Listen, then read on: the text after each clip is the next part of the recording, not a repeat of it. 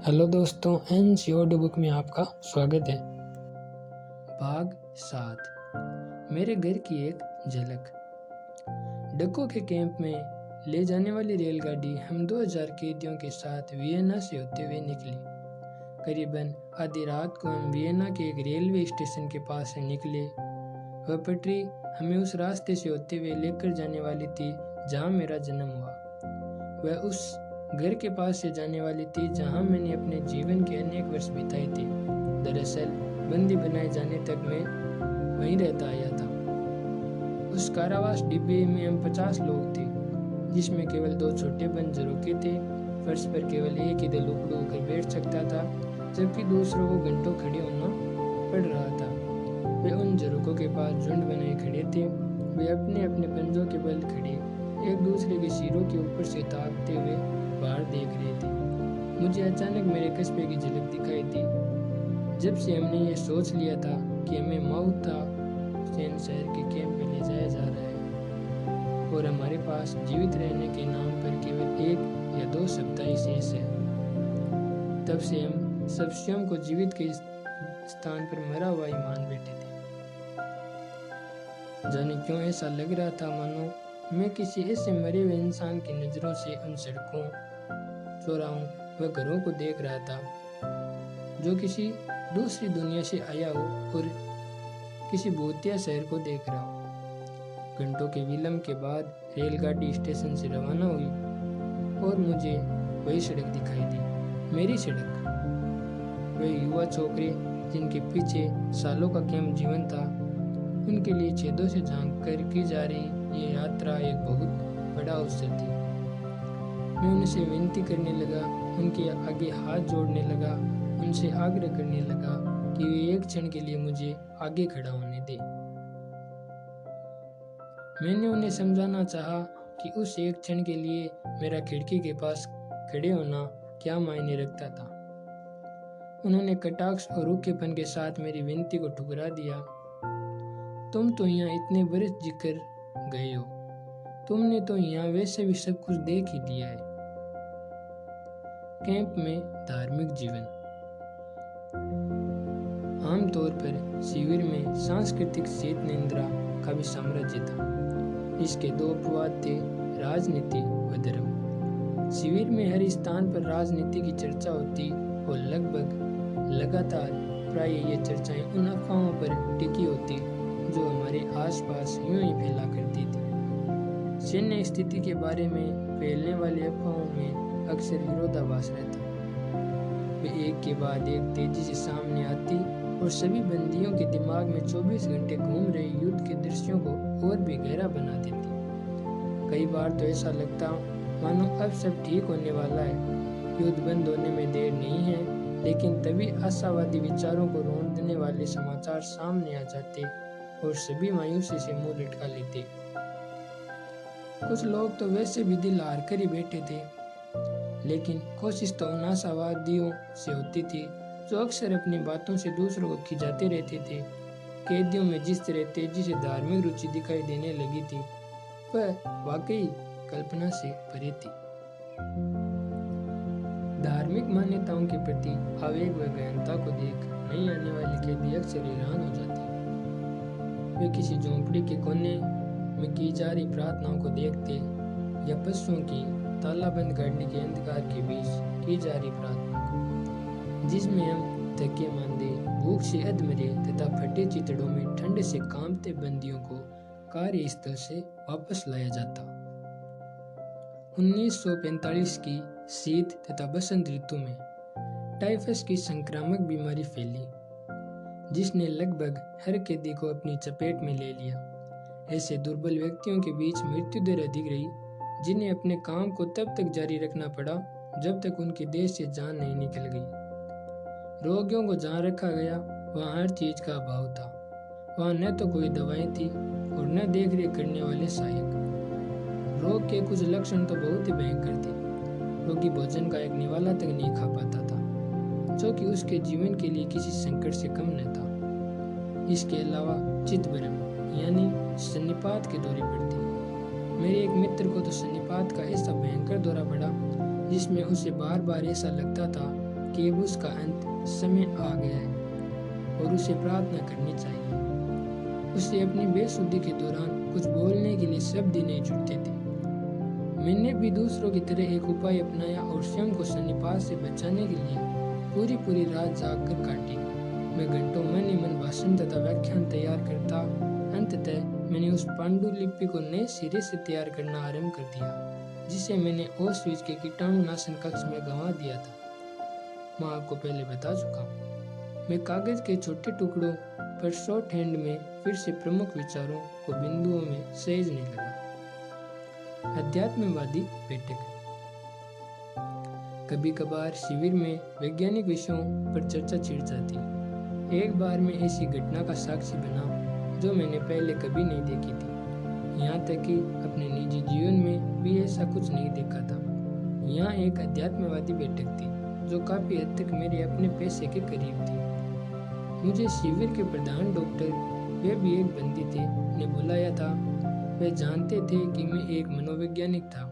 ये सभा रोगियों के कक्षों में बने एक गुप्त कमरे में हुई, जहाँ एक छोटा सा दायरा तैयार किया गया था। साफ सफाई विभाग के एक अधिकारी को भी अवैध रूप से उनके बीच लाया गया था। एक आदमी प्रार्थना के साथ आत्मा का आह्वान करने लगा। शिविर का क्लर्क अपने हाथ में एक खाली कागज लिए बैठा था। वह उस पर अपनी मर्जी से कुछ नहीं लिखना चाहता था। उसे आत्मा के प्रयोग के लिए रखा गया था। अगले 10 मिनट के भीतर इसके बाद सभा समाप्त कर दी गई, क्योंकि मीडियम आत्माओं को बुलाने में नाकामयाब रहे। उसकी पेंसिल ने होल्ले से अंग्रेजी में VAEV जैसे शब्द उकेरे। ये तो साफ दिख रहा था कि उसे लैटिन भाषा नहीं आती थी और उसने पहले कभी ये शब्द नहीं सुने थे। VAEVICTIS, वे विक्टिस, मृतकों के लिए शोक। मुझे ऐसा लगा कि उसने जीवन में एक बार उस शब्द को कहीं न कहीं सुना होगा और उसके मन में उसकी हल्की सी छाप अंकित रह गई होगी और उस समय उसके अवचेतन मन ने उन शब्दों को इसी रूप में स्वीकार कर लिया होगा। ये घटना हमारी मुक्ति तथा युद्ध के समाप्त होने से कुछ माह पहले की है।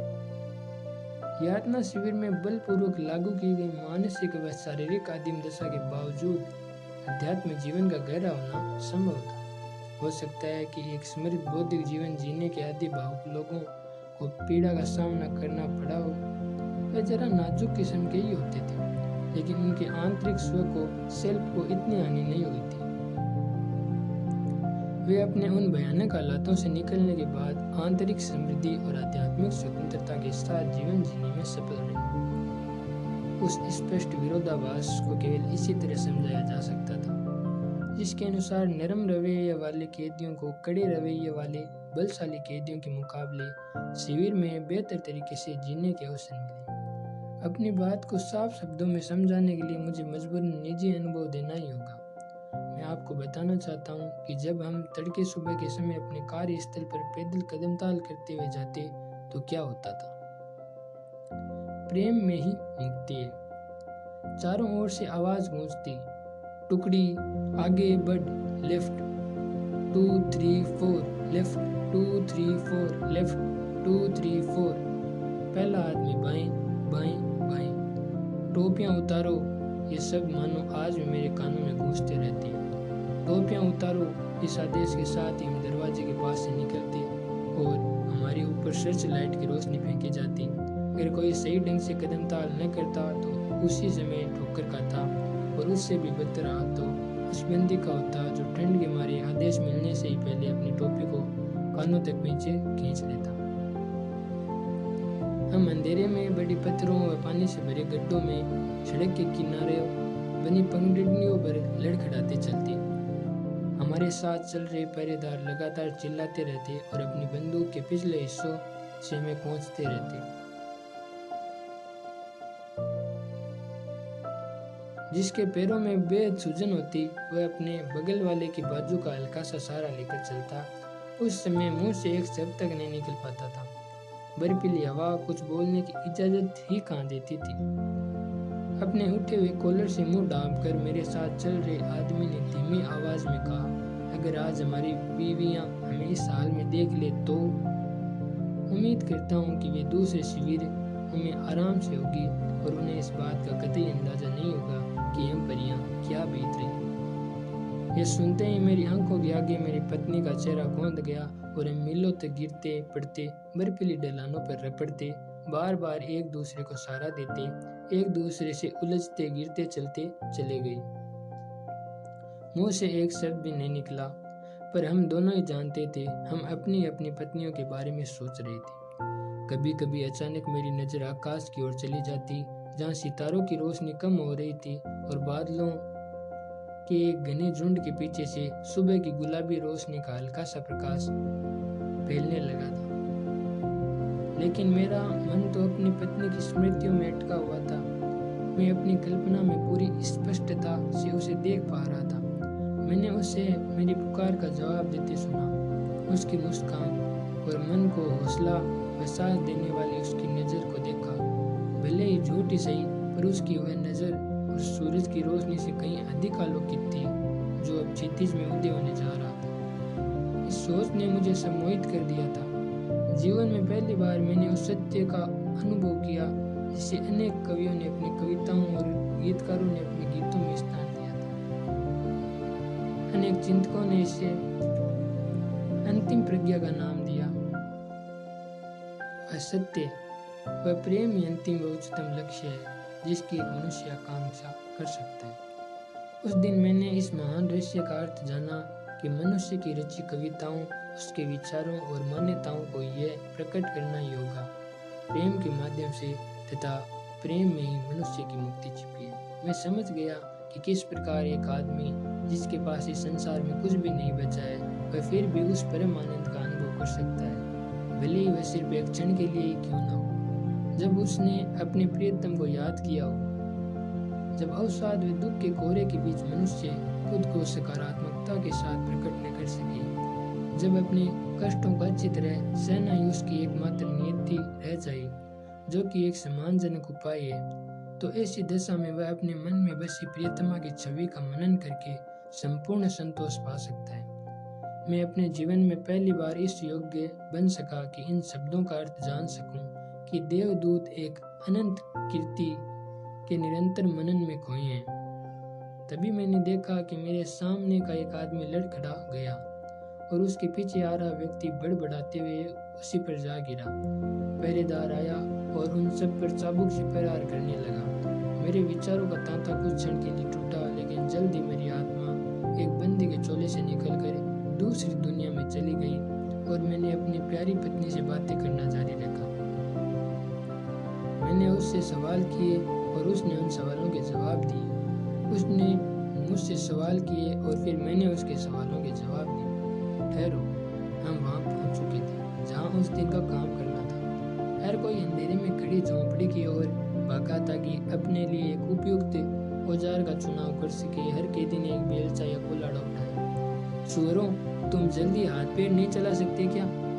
जल्दी हम खाएं में अपने स्थान पर काम करने आ गए। कुल्हाड़ों की चोट से बर्फीली फर्श में दरारें आने लगी और कई जगह से चिंगारियां भी निकलती दिखी।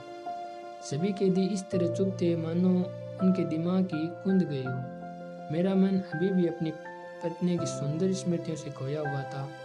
अचानक मेरे मन में विचार आया, मैं तो यह तक नहीं जानता कि वह जीवित भी है या नहीं। मैं तो केवल एक ही बात जानता था, जिसे मैंने अब तक अच्छी तरह सीख लिया था। प्रेम प्रियतमा के भौतिक रूप से भी भरे जाता है। इसे उसके आध्यात्मिक स्वरूप व उसके आंतरिक स्व में अपना गहरा अर्थ मिलता है। भले ही वह वास्तविक रूप से उपस्थित हो या नहीं, भले ही वह जीवित भी हो या नहीं, ये सब बातें फिर जैसी बेमानी हो जाती है। मैं नहीं जानता था कि मेरी बीवी जिंदा थी या उसे मार दिया गया था, और मेरे पास ये जानने के लिए कोई उपाय भी नहीं था। मेरे पूरे बंदी जीवन के दौरान मेरे पास न तो कोई पत्र आया और न ही मैं किसी को कोई पत्र भेज सका। लेकिन उन क्षणों में तो जैसे इसके भी मायने नहीं रह गए थे, मानो मेरे लिए कुछ भी जानने की आवश्यकता नहीं रह गई थी। मेरे विचारों, मेरे प्रेम तथा प्रियतमा की छवि को कोई भी छू तक नहीं सकता था। यदि मुझे उस समय यह भी पता चल जाता कि मेरी पत्नी की मृत्यु हो गई है तो संभवतः मुझे इस बात से कोई अंतर न पड़ा होता और मेरे साथ उसका मानसिक संवाद उतना ही जीवंत और संतुष्टि से भरपूर होता। मुझे अपने हृदय पर अंकित कर लो, प्रेम मृत्यु से भी अधिक बलशाली है। इस गहरे आंतरिक जीवन ने बंदियों को उनके खालीपन, एकांत तथा उनके अस्तित्व की आध्यात्मिक गरीबी से ऊपर उठने में मदद की और उन्हें उनके अतीत में झांकने की अनुमति देकर मानो उन्हें बचा लिया। जब उन्हें पूरी छूट मिल जाती तो वे अपने अतीत की कल्पना लोक में दिल खोलकर विचरते, जिसमें जीवन की अहम घटनाएं नहीं बल्कि छोटी और मामूली लगने वाली घटनाएं और बातें भी जैसे सार्थक हो जाती। बंदी की यादों का असर उन छोटी बातों को भी एक विचित्र सा चरित्र देते हुए भव्य बना देता। उनका संसार और अस्तित्व सुदूर जाने पड़ते और आत्मा तरस कर उनकी निकटता पाने के लिए ललचा जाती। मैं मन ही मन बस की सवारी करता, अपने घर का अगला दरवाज़ा खोलता, अपने फ़ोन कॉल का जवाब देता, बिजली के बल्ब जलाता। हमारे विचार प्रायः ऐसी विस्तृत बातों पर टिके होते और ये यादें किसी भी आंखें नम करने के लिए काफ़ी थी।